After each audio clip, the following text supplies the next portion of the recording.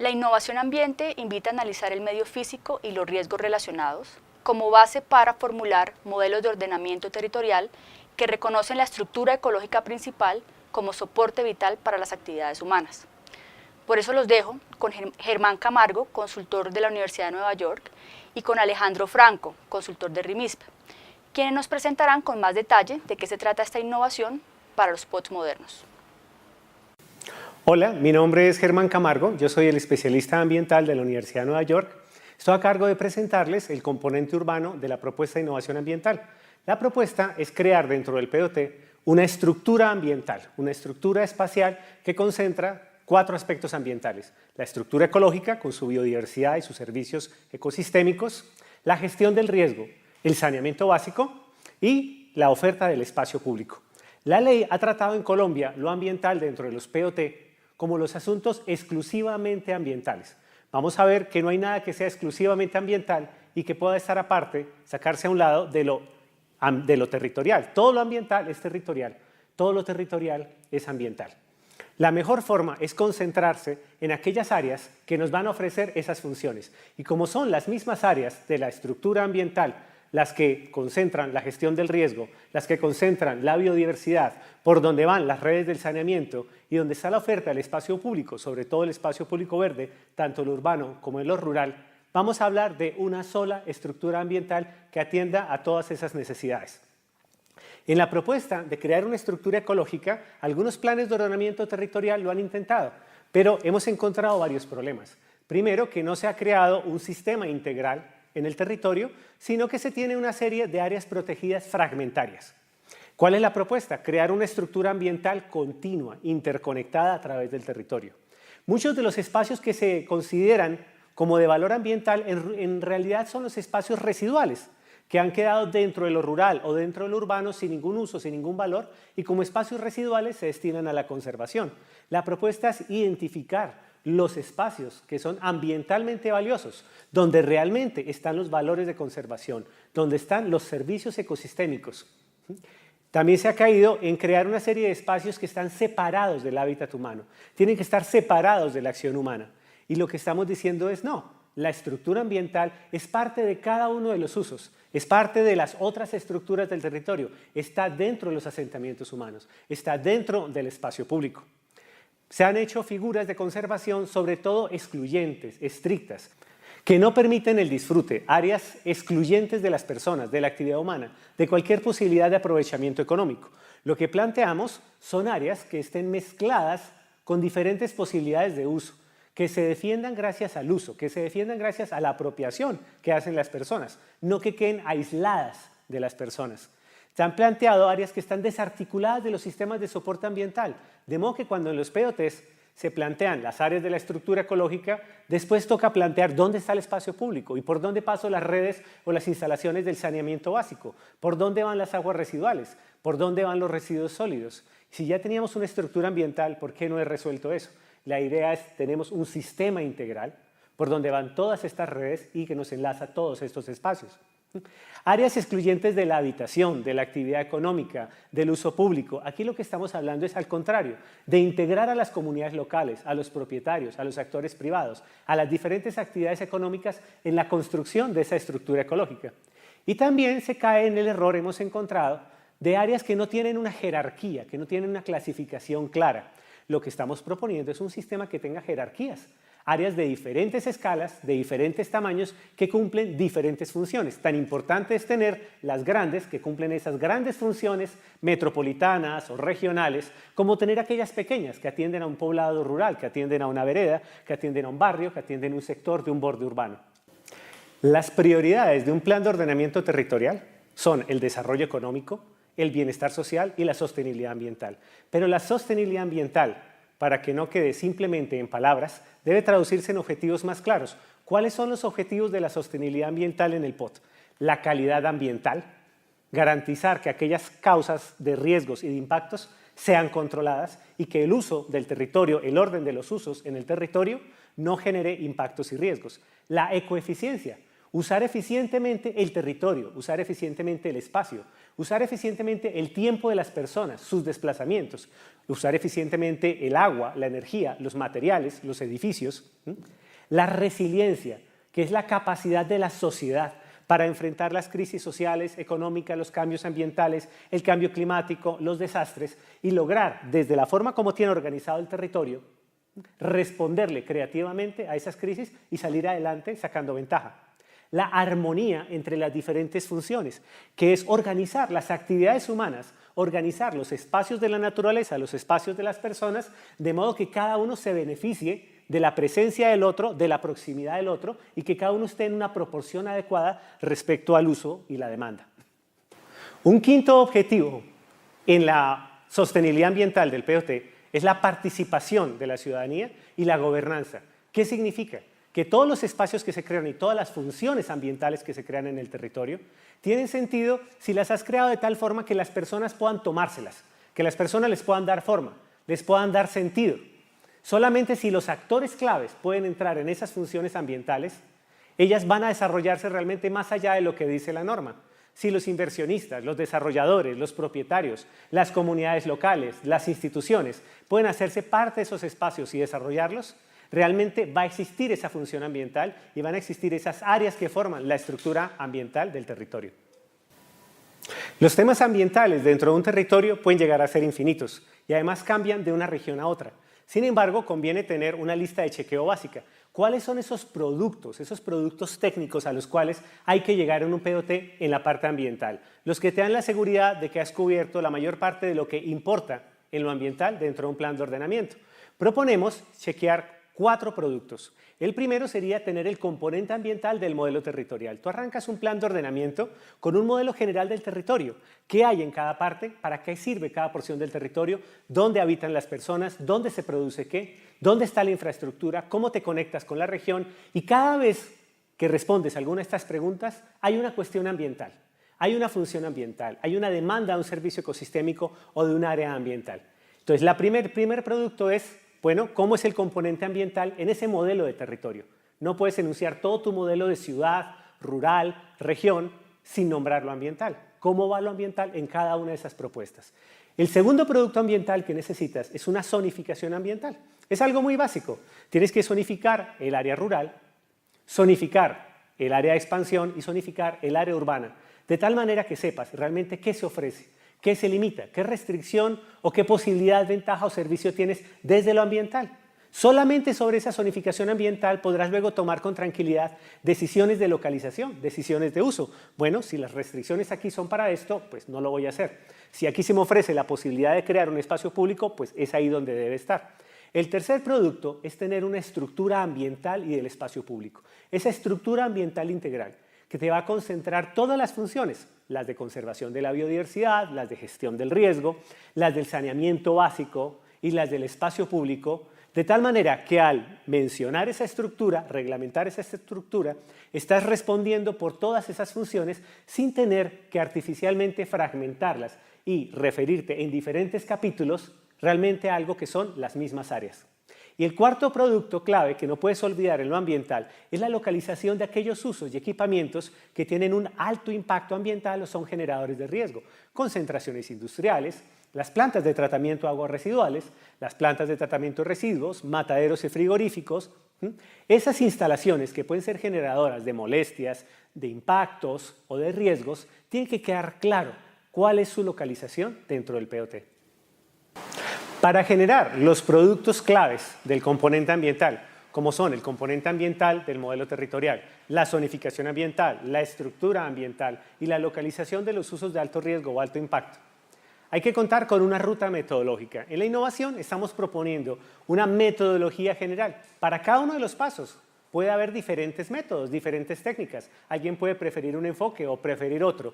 Lo que se propone en la innovación en realidad es una ruta general. ¿Cómo resuelve cada municipio, cómo resuelve cada consultor uno de estos pasos? Ya depende de las disponibilidades técnicas, ya depende de las condiciones de cada terreno y del énfasis que le quiera dar cada territorio a cada uno de estos temas. Pero la ruta conviene seguirla para llegar a un resultado integral. En primer lugar, estamos planteando que la ruta tiene tres momentos. Reconocer las estructuras ambientales del territorio, no nos las inventamos, existen. Luego, ¿cómo las incorporas en la planificación? ¿Cómo las traduces a áreas, a normas, a funciones que puedes colocar en el lenguaje de un plan de ordenamiento de una manera visible, específica, clara, verificable para todos los actores que tienen que ver con el plan? Y finalmente, ¿cómo dejas dentro del plan el implementar? ¿Cómo puedes comenzar desde el plan a dar señales de con qué acciones empiezas a volver esto una realidad? ¿Qué instrumentos, qué normas, qué decisiones, qué se sigue para convertir esa estructura ambiental en algo real en el territorio? Tres momentos: reconocer, incorporar, implementar. Vamos a verlos, cada uno de ellos específicamente.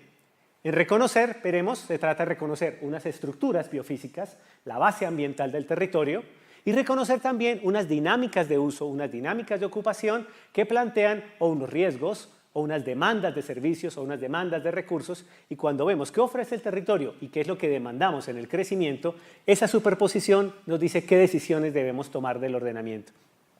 En incorporar nos vamos a dar cuenta que en realidad la estructura ambiental que va a quedar dentro del POT va a incorporar esas funciones. ¿Cómo las va a incorporar? Una parte de las normas estructurales, planteando esa estructura general del ambiente, otra parte en la norma general, dándole unos subsistemas, la estructura ecológica, el sistema de saneamiento, el espacio público, el drenaje, etcétera, la gestión del riesgo y la reglamentación de cada una de las áreas que va a componer el sistema. Y finalmente, al implementar, ¿cómo hacemos operativa la estructura ambiental? A través de elementos que quedan en las normas generales del POT, como son los lineamientos de manejo que se le dan a esos elementos, a esas áreas, las estrategias de gestión del suelo o de gestión de recursos, los tratamientos ambientales que se le dan a cada uno de los elementos del sistema. Y en la norma complementaria, ¿cuáles son los proyectos claves para echar a andar esa estructura ambiental? ¿Cuáles son los instrumentos que nos permiten financiarlo, darle un espacio, permitir la participación de las personas, del privado, de la comunidad? ¿Y cuáles son los indicadores y los procedimientos de seguimiento y evaluación que nos dirán si estamos acercándonos o no a lo que queríamos como estructura ambiental? Para llegar a esa estructura ambiental integral, hay que partir respetuosamente de reconocer que el espacio de creatividad no es mucho. Las estructuras ambientales existen en el territorio, están ahí. Es cuestión de reconocer dónde están los riesgos, dónde están los servicios ecosistémicos, dónde están las oportunidades de contacto con la naturaleza. Reconocer, ahí están. Y por otra parte, hay que reconocer que el conocimiento para llegar a encontrar esas estructuras ambientales no está solamente en los técnicos, no está solamente en las autoridades. Hay que reconocer esas estructuras también en el conocimiento que tienen las comunidades, el conocimiento que tienen los habitantes del barrio, los líderes comunitarios, los propietarios, los pescadores, los campesinos. Reconocer es reconocer el territorio, tanto en las estructuras biofísicas como en el conocimiento que tienen las personas de ellas. Con eso podemos tener toda la visión integral de algo que es complejo. En el momento de reconocer las estructuras biofísicas del territorio, puede haber algunas pautas que nos ayudan a simplificar la tarea. En el caso de los emplazamientos urbanos, se trata de reconocer sobre qué tipo de ambiente están nuestras ciudades y sobre qué tipo de ambiente están creciendo. ¿Dónde están esas áreas donde nos expandimos en forma densa o en forma dispersa? Donde hay un crecimiento urbano, suburbano o periurbano. Reconocer qué tipo de ecosistema es nuestro emplazamiento urbano. Dentro del manual de la innovación hemos planteado una clasificación muy simple de lo que son los típicos emplazamientos urbanos colombianos. Y encontramos que hay 5 emplazamientos básicos: las ciudades que están localizadas en valles, las ciudades que están localizadas en terrazas, las ciudades que están localizadas en el pie de monte de una serranía o de una cordillera, las ciudades que están en las llanuras de los ríos y las ciudades costeras.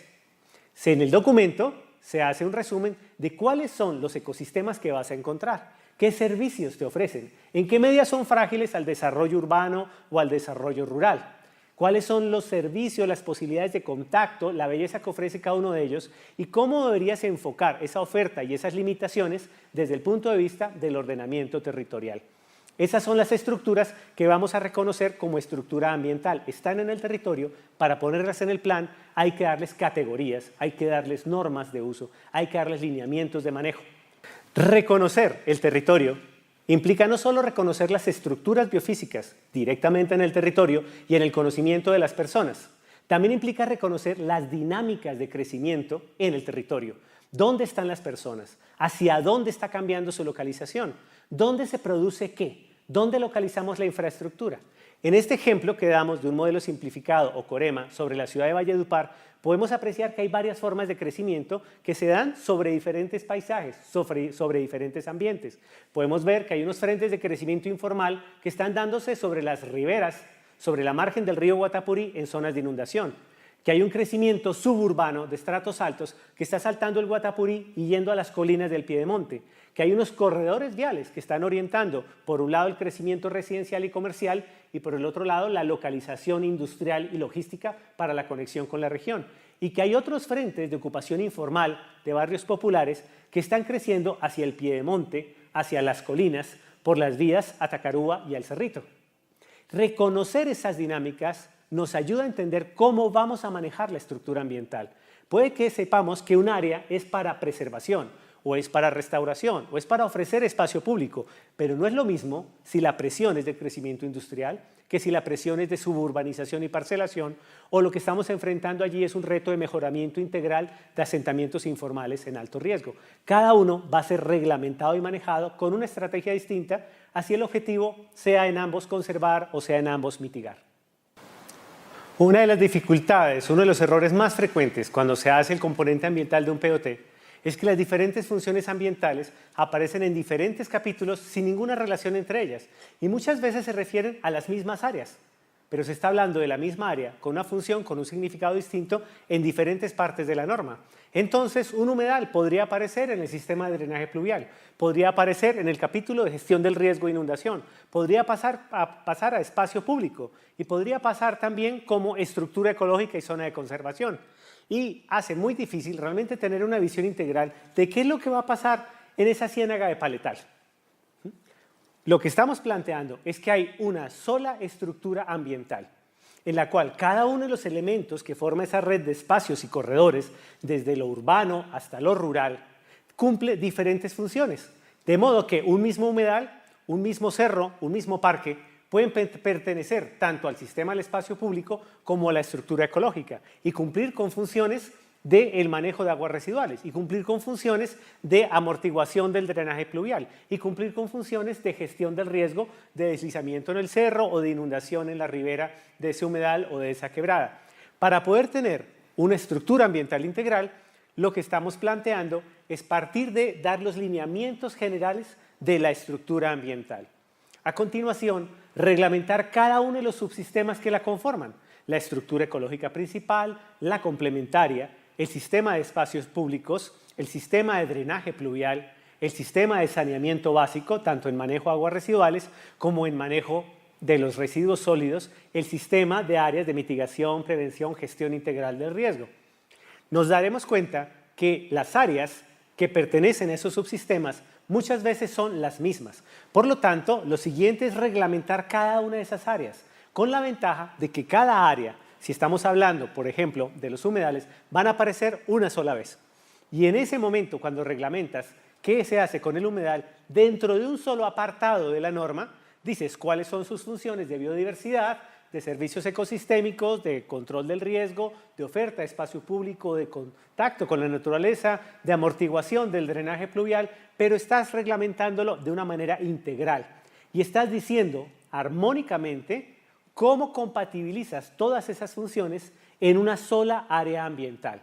En ese momento se hace evidente que las áreas de importancia ambiental no son para protegerlas del desarrollo, no son para aislarlas de las personas. Las áreas de importancia ambiental son para desarrollarlas como áreas ambientales. Existe la falsa idea de que lo ambiental en el ordenamiento territorial es un compartimento estanco. Usted pone lo ambiental a un lado y el resto es la planeación del desarrollo. Pero no hay tal. Lo ambiental está en cada uno de los aspectos del desarrollo, no está separado.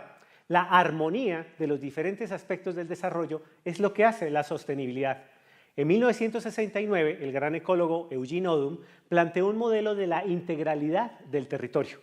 Y dice, en el territorio no solamente debería haber áreas muy bien conservadas, también deberían estar en equilibrio espacialmente con las áreas donde viven las personas, las áreas donde se produce, donde está la infraestructura, las áreas que combinan tanto el uso como la conservación y las llamamos multiuso, pero en medio de eso debe haber una serie de áreas que están en recuperación, porque siempre va a haber algo que se deteriore, siempre va a haber algo que se está degradando, por lo tanto siempre va a haber una parte del territorio que está en restauración. Dentro de este modelo del desarrollo armónico del territorio, siempre habrá unas áreas de protección estricta, por supuesto, pero hay muchas áreas ambientales que admiten otras formas de uso, que son compatibles con distintas formas de la ocupación. Y además es importante reconocer el contexto de cada región. No es lo mismo una zona de humedales en un contexto totalmente urbano que en un contexto de pescadores artesanales. No se puede tratar de la misma manera una franja costera de desarrollo hotelero que una franja costera de un parque nacional. Hay que saber reconocer el contexto. Y el equilibrio del conjunto implica que debe haber una proximidad y una proporción entre las zonas donde se habita, las zonas donde se produce, las zonas donde se conserva, las zonas que están en recuperación y las zonas que pueden mezclar en diferentes proporciones estos usos. Esto ya no es tan fácil como pensar en blanco y negro, o en otras palabras, en verde contra gris, pero es la realidad del territorio e implica saber colocar las cosas en el orden y en las proporciones que le da una armonía a cada uno de los territorios. Por supuesto, si estamos hablando de áreas naturales, de áreas que son sobre todo para la conservación y los servicios ecosistémicos, pues hay que darle énfasis a las zonas de preservación y a las funciones de restauración. Pero si estamos en el territorio rural, el énfasis está en las zonas de producción agropecuaria, las áreas productoras rurales, que igual no pueden subsistir si no hay infraestructura, si no hay unas áreas de provisión de servicios ecosistémicos. Y el territorio, por supuesto, se complementa con lo urbano, y en lo urbano, la vivienda, la industria, la infraestructura ocuparán la mayor parte del espacio, pero no pueden dejar de haber en la ciudad espacios de preservación porque digamos que también están en lo rural o están en los parques naturales. Dentro de la ciudad también debe haber espacios naturales. Cuando miro la armonía del conjunto, me doy cuenta que en el conjunto hay grandes áreas ambientales de la escala municipal, metropolitana o regional, pero dentro de las zonas rurales hay áreas ambientales. Dentro de las áreas urbanas también hay áreas con funciones ambientales. Tener áreas y funciones ambientales en cada ámbito, en cada escala, con distintas funciones, eso me da una estructura ambiental integral del territorio. No es una tarea del plan de ordenamiento llegar a los detalles del cómo se hacen las cosas.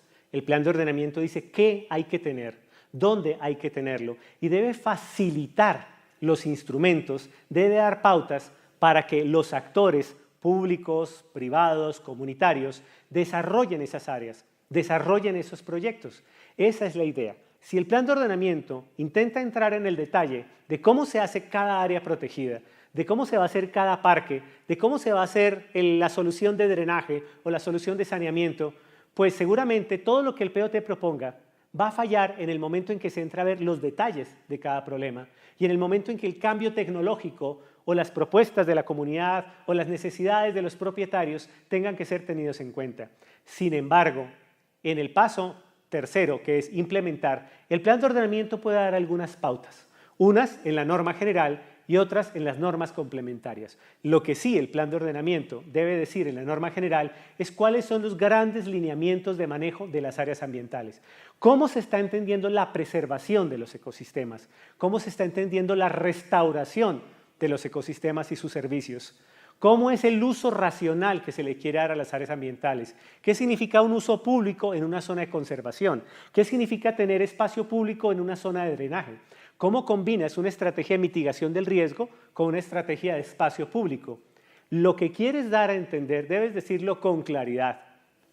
Lo otro es la estrategia. El plan de ordenamiento debe plantear una estrategia. ¿Cuál es la estrategia para adquirir esas áreas? ¿O cuál es la estrategia para controlar que las restricciones que se están imponiendo se cumplan, se puedan controlar por parte de toda la sociedad? ¿Cuáles son las transacciones que se plantean en esa estrategia con el propietario, con la comunidad? ¿Qué ganas tú? ¿Qué gana él? ¿Cómo aportan todos? ¿Cuáles son las zonas que se pueden conservar por una estrategia pasiva? Porque sencillamente no tienen tanta presión. Y finalmente, ¿cuál es la relación que tienen esas áreas ambientales con los diferentes tratamientos del plan de ordenamiento? Si no dices cómo cambia esa conservación o esa mitigación, ese servicio ecosistémico, si estás en el tratamiento de expansión, o si estás en un tratamiento de consolidación, o si estás en un mejoramiento integral, no se va a entender realmente cómo eso se traduce en lineamientos para esos planes, para esos proyectos. Y en el área rural tienes que tener en cuenta que si no hay tratamientos, sí están las categorías del decreto 3600 de 2007. Cómo esos mismos objetivos de conservación o esas áreas protegidas o esas áreas productoras van si están en el suelo de desarrollo restringido, si están en el entorno de un centro poblado rural, si están en un área protegida o si están en un área rural productora. Con respecto a la norma complementaria, es importante dejar claros cuáles son los proyectos que van a echar a andar esa estructura ambiental. Y los proyectos que los echan a andar son los proyectos modelo. Son los proyectos que ponen más allá de las palabras, en hechos concretos, qué es lo que se quiere hacer. Dan una realidad que lo demuestra. O los proyectos detonantes, que simplemente echan a andar un cambio que después otros actores pueden sumarse, pueden aliarse y pueden completar el proceso. O los proyectos preventivos, que son aquellos que haces en un lugar para bloquear desviaciones, para evitar que ocurran allí otras cosas que no son convenientes. Están los instrumentos de gestión del suelo, cómo adquieres el suelo, cómo adquieres una servidumbre, cómo intervienes en la propiedad, cómo haces una transacción con los particulares, los instrumentos para financiar estos proyectos ambientales, los instrumentos de la planeación derivada, cómo entra esto en un plan parcial, cómo entra en una unidad de planeación rural, cómo entra en un plan de mejoramiento. Los instrumentos, finalmente, la coordinación institucional. En el plan de ordenamiento debes asignar responsables. ¿Quiénes son responsables dentro de la estructura municipal? ¿Cómo son los mecanismos con los que te coordinas con los municipios vecinos? ¿Cómo son los mecanismos con los que te coordinas con la autoridad ambiental regional, con el departamento? ¿Cuáles son los mecanismos que para que participen las personas, las comunidades, los propietarios? Debes asignar roles, debes proponer mecanismos de coordinación, de entendimiento, de transacción, de acuerdo. Y finalmente, hay que colocar indicadores. Todo lo que no tenga indicadores para que se le pueda hacer un seguimiento y una evaluación, no importa cuán buena sea la idea, jamás se va a realizar si no tiene un seguimiento y una evaluación en el cual puedan participar claramente todos los actores interesados. Debe ser simple, debe ser claro, debe ser democrático con la información. Hola, soy Alejandro Franco, ingeniero civil, especialista en recursos hidráulicos y desarrollé para RIMIS el componente rural de la innovación en ambiente y gestión del riesgo. A la hora de reconocer lo que nos ofrece el territorio, es como si nos imagináramos haciendo una lista de mercado o de compras en el supermercado.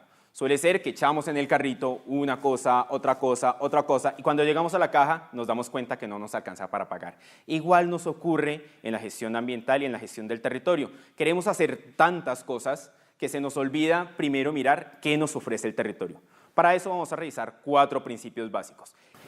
El primer principio hace referencia a las áreas que aseguran la continuidad de los servicios ecosistémicos y de los procesos naturales, y ahí debemos incluir las áreas determinantes de superior jerarquía, como son los parques nacionales, las reservas forestales y las zonas de protección por riesgo.